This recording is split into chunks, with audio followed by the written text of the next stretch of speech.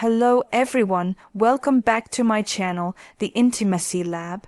I'm so glad you're here, and I want to ask you something quietly but directly. Have you ever underestimated the impact of your absence in her life? I mean, really thought about it. What it means for a woman when a man she cared about steps away, withdraws, or simply stops showing up emotionally. We tend to think that absence is silence, that it's just space, but absence isn't emptiness. Absence is presence in another form. It leaves an echo. And that echo, your absence, resonates inside her far longer and far deeper than you might imagine. You may think she's moved on, that she seems fine, maybe even happy, but so often her composure hides a quiet ache you don't see. Because here's the truth, your absence stirs something that your presence could not. It awakens questions in her, exposes vulnerabilities, and forces her to confront her own longings and insecurities. It doesn't just hurt, it changes how she sees herself, how she understands intimacy, how she navigates connection. Tonight, I want us to really explore this together, why your absence hurts her more than you think, and what it reveals about the delicate, beautiful, sometimes tragic dance between presence and longing, love and withdrawal. Let's talk about it, because understanding this may just change the way you love forever. I'm so glad you're here, and I want to ask you something quietly but directly. Have you ever underestimated the impact of your absence in her life? I mean, really thought about it. What it means for a woman when a man she cared about steps away, withdraws, or simply stops showing up emotionally. We tend to think that absence is silence, that it's just space, but absence isn't emptiness. Absence is presence in another form. It leaves an echo. And that echo, your absence, resonates inside her far longer and far deeper than you might imagine. You may think she's moved on, that she seems fine, maybe even happy, but so often her composure hides a quiet ache you don't see. Because here's the truth, your absence stirs something that your presence could not. It awakens questions in her, exposes vulnerabilities, and forces her to confront her own longings and insecurities. It doesn't just hurt, it changes how she sees herself, how she understands intimacy, how she navigates connection. Think about this, the man who shows up consistently, who is dependable, who is present. His absence is more than just an empty seat at a table. His absence becomes a symbol. For many women, when a man is absent, it can stir up memories from long before she even met you, memories of neglect, abandonment, or a time when emotional connection was promised but not delivered. In that sense, your absence touches something ancestral, something deep, something tied to survival itself. It's not just about missing your company. It's about missing the reflection of herself she felt when you were near. And this is why your absence can hurt her more than you think. It isn't just about the void you leave behind. It's about the story she tells herself in that void. When you withdraw, she begins to wonder, was it me? Was I not enough? Did I say the wrong thing? Why couldn't I hold his attention, his affection, his loyalty? The questions multiply quietly beneath the surface, sometimes even out of her conscious awareness. But they shape her self-image nonetheless. Your absence also rewrites the rhythm of her daily life. Think about it. When we are in relationship with someone, we shape our routines, our thoughts, our habits around them. The sound of a message notification, the anticipation of a call, the plans made together, all of that weaves itself into the fabric of her days. When you are no longer present, it's not just an emotional gap she feels, it's the absence of those rituals, that shared meaning.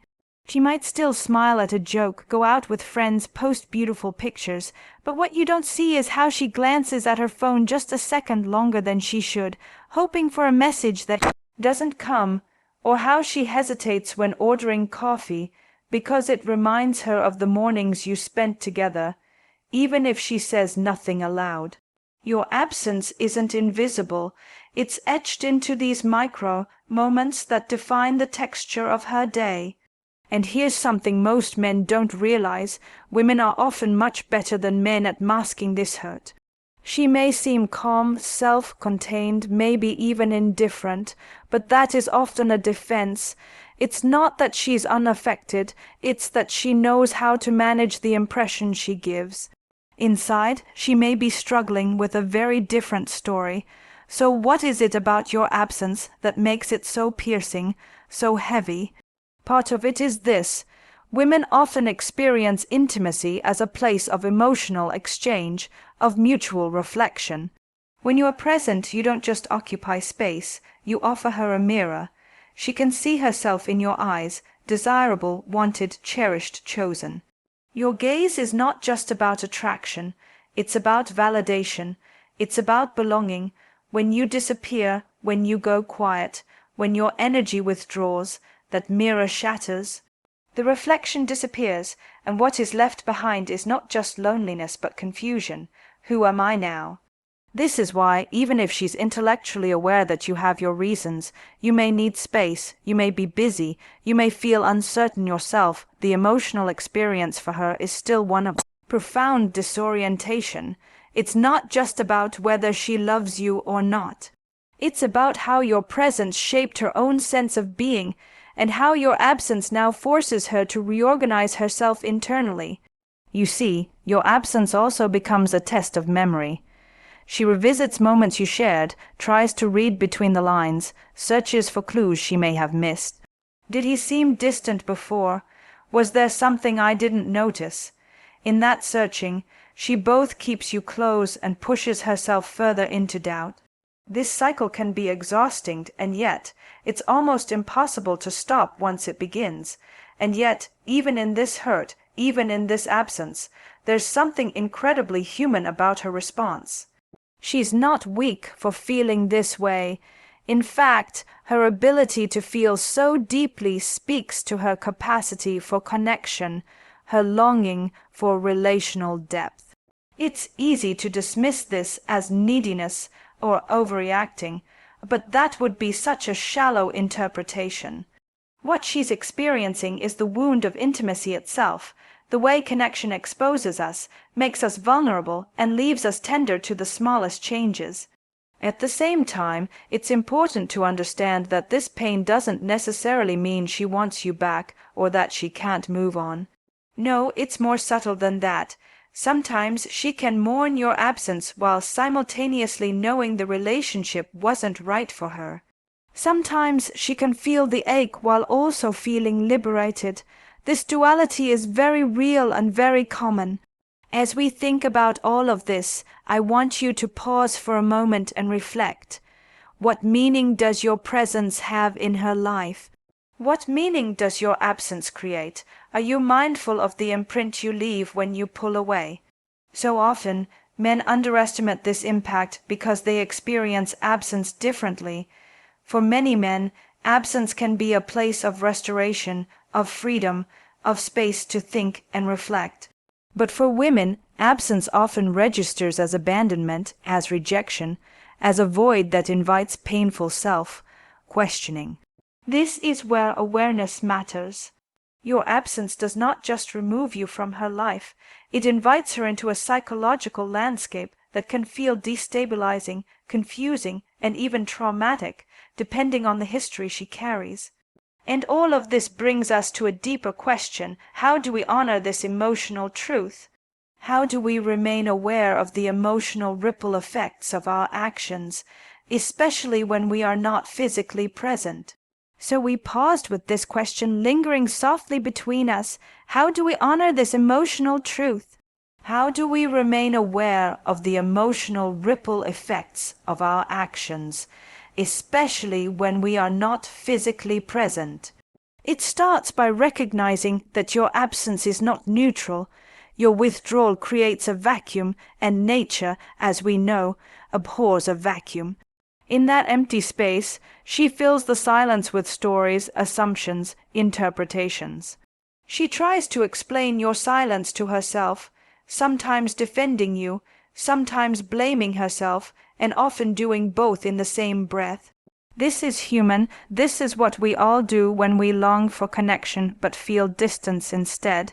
When you disappear emotionally, even if you are still physically there, it is your silence that speaks the loudest. She will notice the subtle ways your energy retreats, fewer texts, slower replies, less warmth in your eyes, shorter conversations, rushed goodbyes. And in those subtle withdrawals, she begins to feel unmoored. The absence that hurts her most is not always about you being gone. It's about you being there but not present. This is where many men fall into a trap. They assume that as long as they are around, nothing has really changed. But women often tune in to the texture of presence, the quality of connection. She senses the shift not just when you leave, but when you stay but no longer reach for her with the same care, curiosity, or attention.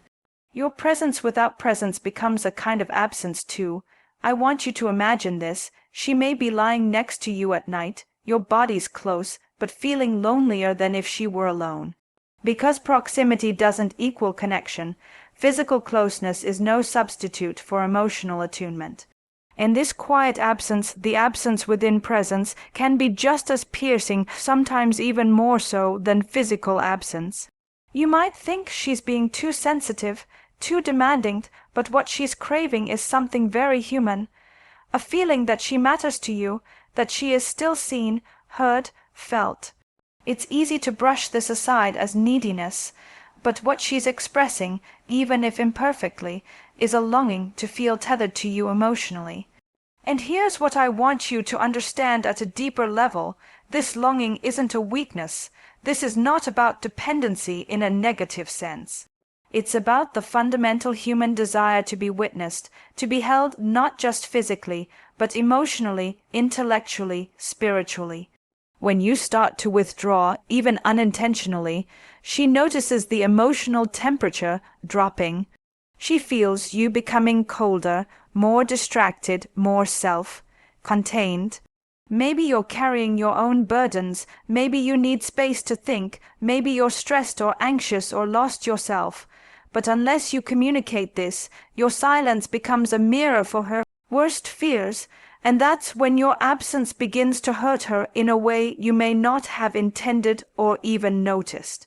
You see, we often underestimate how sensitive women are to the quality of emotional connection, because many men have been socialized to view emotional distance as normal or even necessary. Sometimes men withdraw as a way of preserving their autonomy, or because they don't know how to process difficult emotions, or because they fear conflict. But in doing so, they unknowingly leave their partner feeling abandoned, not because they are gone, but because their energy is no longer reaching toward her. And this hurts her precisely because it interrupts a fundamental rhythm that intimacy depends on: reciprocity. When intimacy is flowing, there is an unspoken dance, the give and take, an exchange of presence, energy, attention. Your withdrawal disrupts that rhythm, leaving her reaching but not finding. And over time, this can create a pattern that feels both confusing and painful. You might ask, but isn't absence sometimes necessary? Isn't space important in a relationship? Yes, absolutely, but the key is in how that space is navigated. Space without communication is what breeds misunderstanding, hurt, and insecurity. Space with communication, space that is consciously shared and acknowledged, can actually be nourishing. When you say to her, "I need some time to think," or "I'm feeling overwhelmed and I need to be alone for a little while," you're still present even in your absence because you're making her part of your process. You're including her in your inner world, even as you step away. That difference is profound. Women do not fear space itself. What hurts is unexplained withdrawal, the kind of absence that feels like rejection because it arrives without clarity. The kind of absence that forces her to guess and assume and doubt. When you withdraw without explanation, you invite her to fill in the blanks, and often those blanks will be filled with stories that wound her self-esteem, that leave her feeling not chosen, not valued, not secure. So how can you be more mindful? Start small.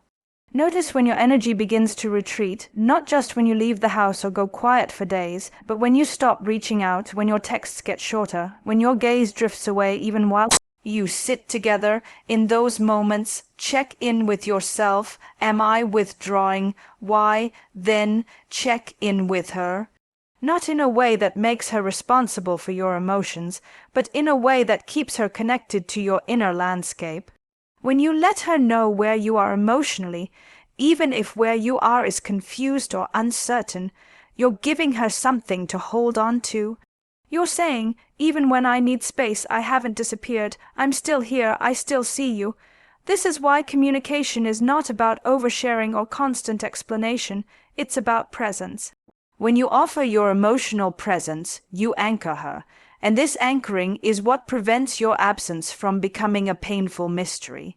And so as we continue, I want you to think about how your absence is felt beyond just your physical comings and goings. How do you show up or withdraw emotionally, energetically, spiritually? How do you leave her feeling when your attention wanes? Because what hurts her more than you think is not just that you are absent, it's that your absence often arrives unannounced, unexplained, unacknowledged.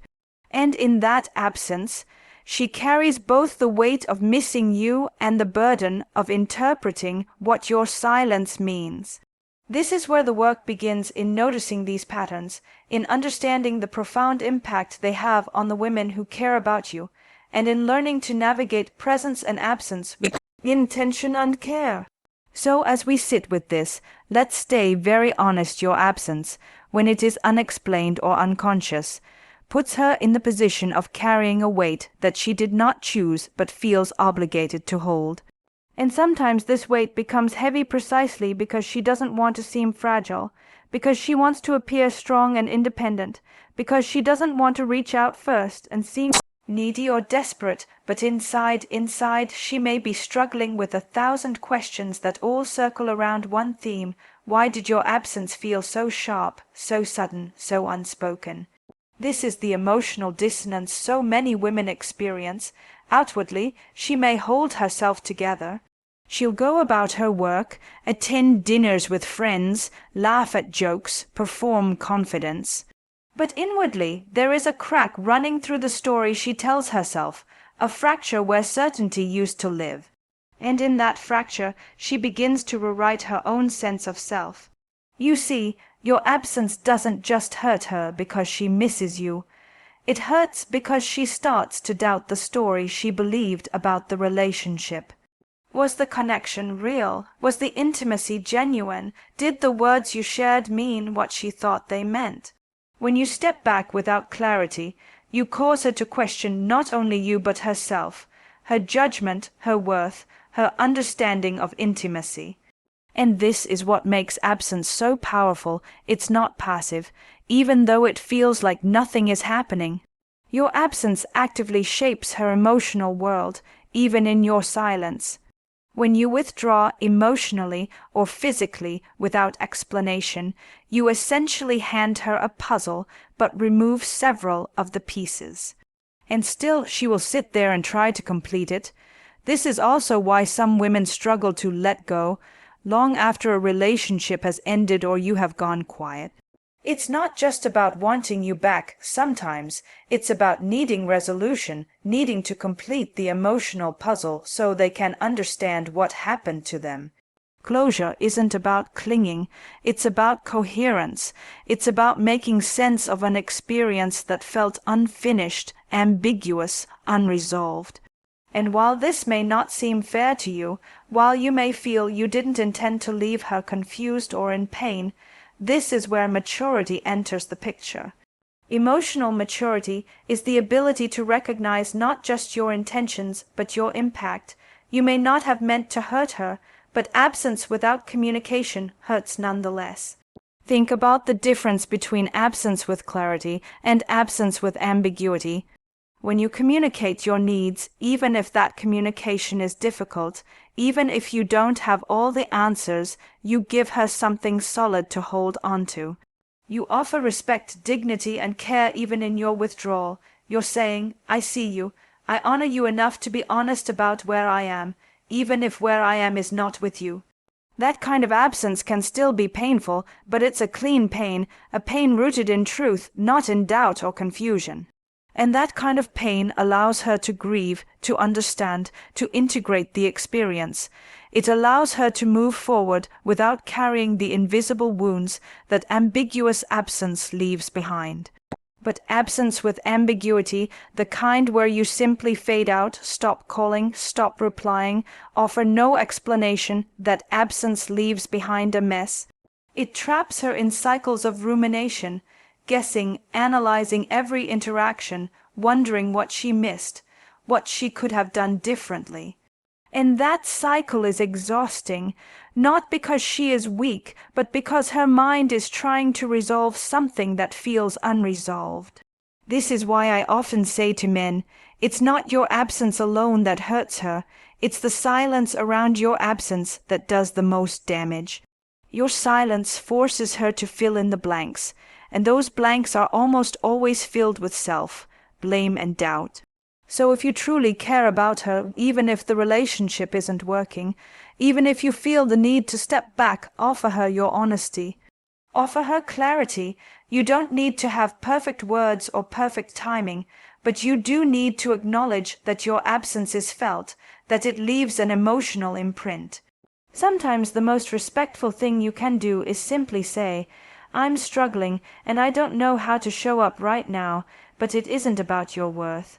Or I need time to process what I'm feeling, and I want to be honest that my energy has shifted, not because of anything you did, but because of where I am.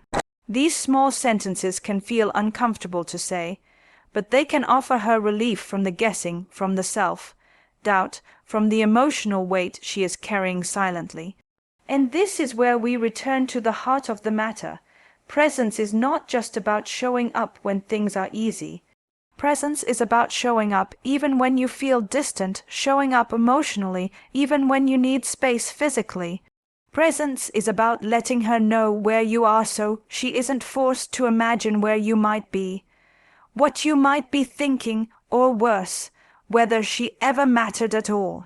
So many women are not angry about the ending itself. They're angry about the way it ended, about how they were left without explanation, about how they were forced to piece together meaning from fragments. Your absence hurts her more than you think precisely because she was left to fill in those gaps herself. And here's what's most tragic about this pattern. Often men withdraw not out of cruelty, but out of confusion, discomfort, or a desire to protect themselves from difficult conversations. But in doing so, they inadvertently cause far more harm than the discomfort they were trying to avoid. Avoidance feels easier in the moment, but its emotional cost can linger far longer than the moment itself. So pause and reflect now. When you feel the need to withdraw, can you do it in a way that is conscious, that offers dignity and care? Can you name your experience rather than leaving her in the dark? Can you hold space for both your need for distance and her need for understanding? This is what emotional responsibility looks like. This is what it means to honor someone even when you are pulling away. And this is how you can transform your absence from something that wounds to something that, while still difficult, allows her to heal with grace. So much of this conversation has centered on the pain your absence creates when it comes without clarity. But now I want to invite you to consider another layer, the way absence reshapes desire itself. You see, absence is not simply about loss, it is also about imagination. Your absence leaves space, and that space quickly becomes filled with fantasies, projections, and unspoken questions. For many women, this is where desire can paradoxically intensify, not because she necessarily wants you back, but because absence awakens longing. Longing is not the same as love. Longing is about missing the feeling of being desired, the way you once looked at her, the anticipation you stirred, the moments when she felt most alive and seen. And so when you disappear, what she may miss is not only you as a person, but herself in the reflection she felt when she was with you. It's important to understand this distinction. Sometimes what hurts her is not that she can't have you, but that she no longer recognizes herself in your absence.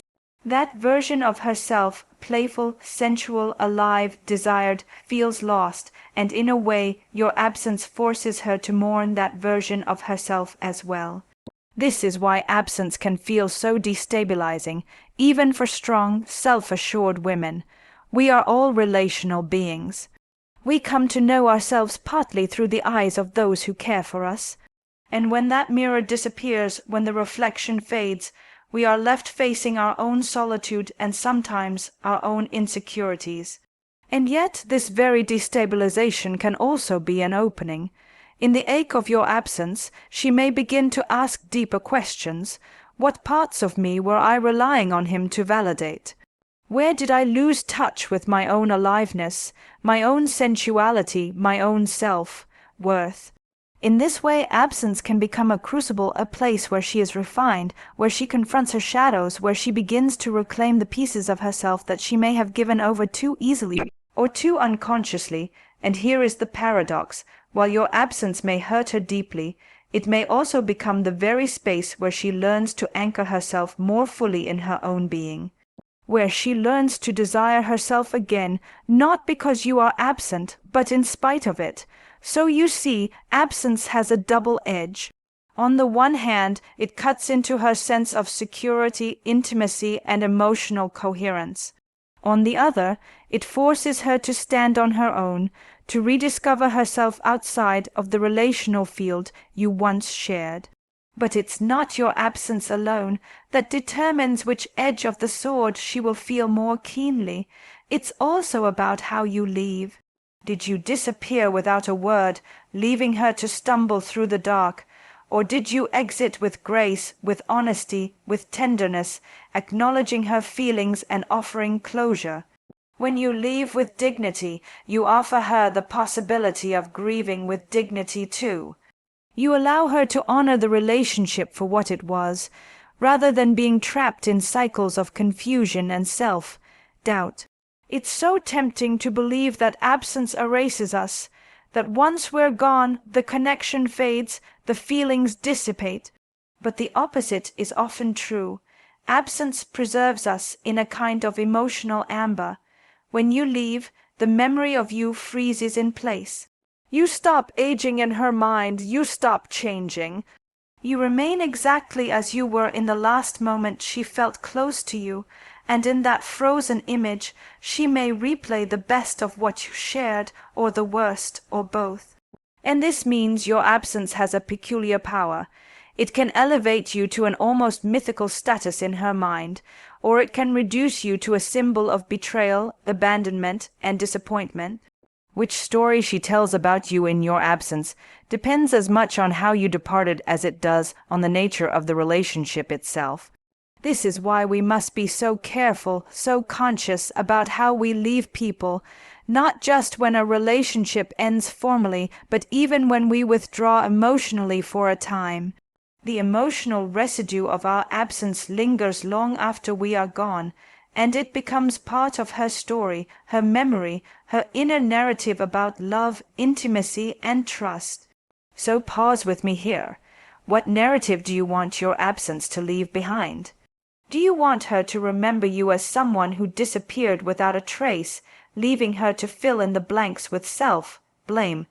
Or do you want her to remember you as someone who honored the connection enough to leave consciously, with care and clarity, even when it was difficult?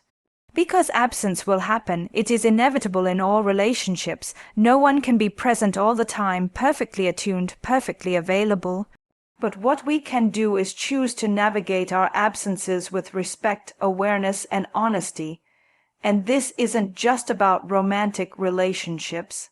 This applies to friendships, to family dynamics, to any place where human connection weaves itself through our lives.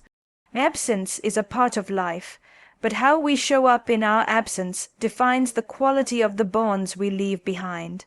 And so, as you reflect on all of this, I invite you to take responsibility for the space you leave when you step away, whether temporarily or permanently. Recognize that your absence is not invisible. It leaves an imprint. It shapes the emotional landscape of the people you care about. And perhaps most importantly, understand that you have a choice.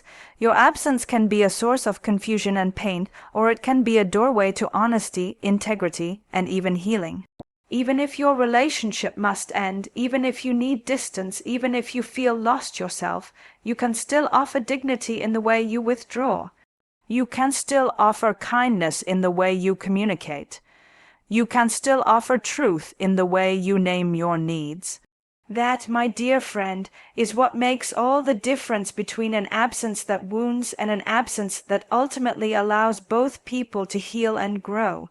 And so we arrive here together, after all this reflection, sitting quietly with the tender reality that your absence, whether temporary or permanent, intentional or unconscious, leaves a mark that may be far deeper than you realize.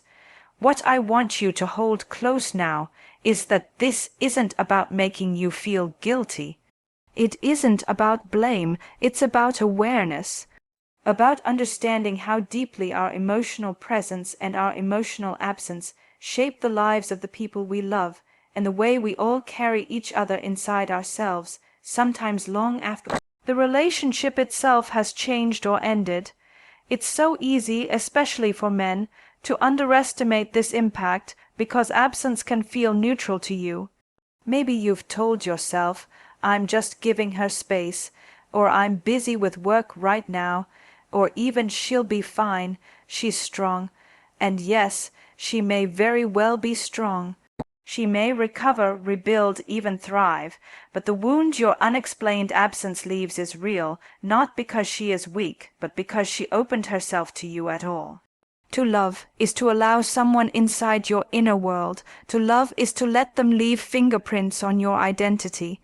And when you step away without acknowledging those fingerprints, without recognizing the place you once occupied, it can feel to her like erasure.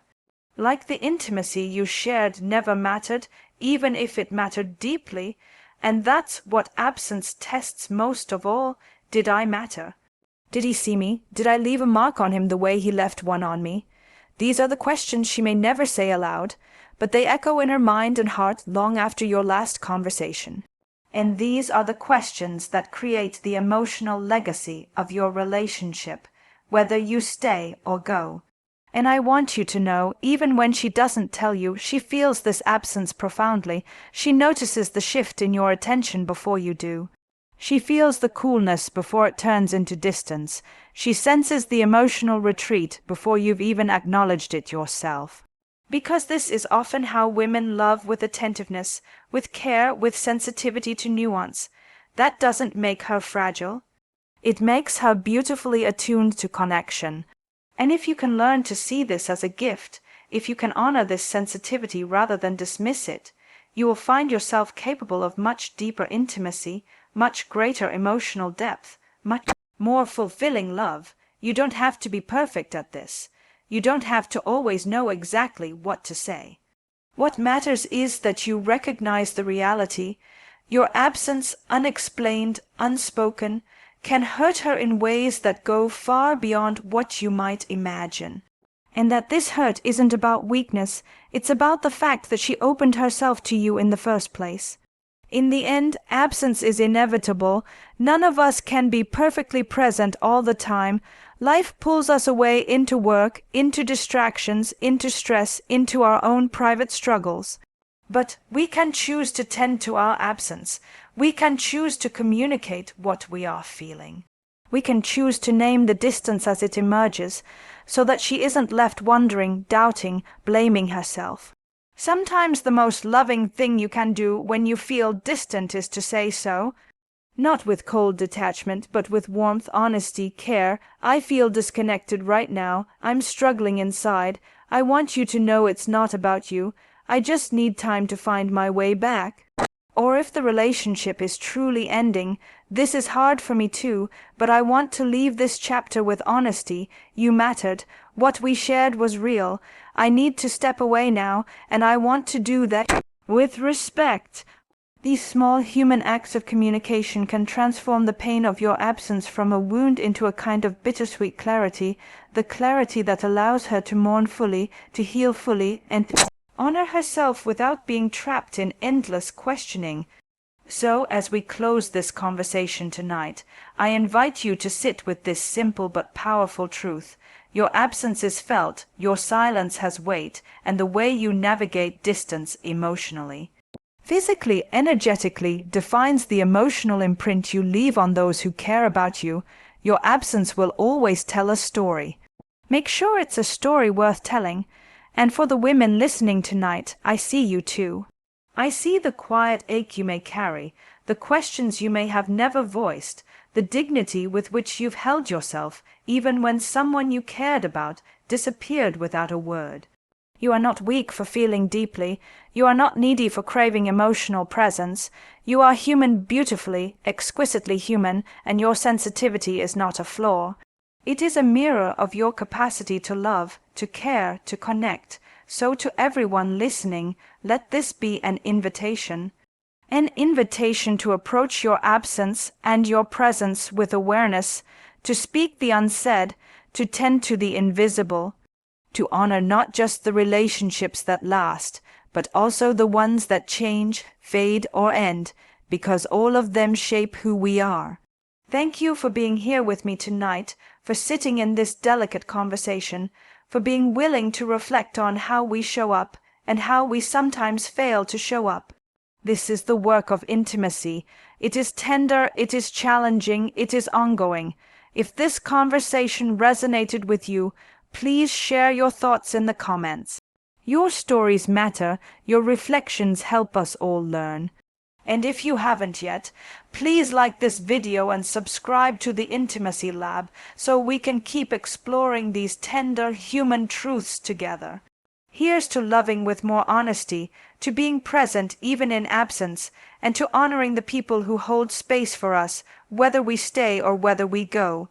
Take care of yourselves and take care of each other. Good night.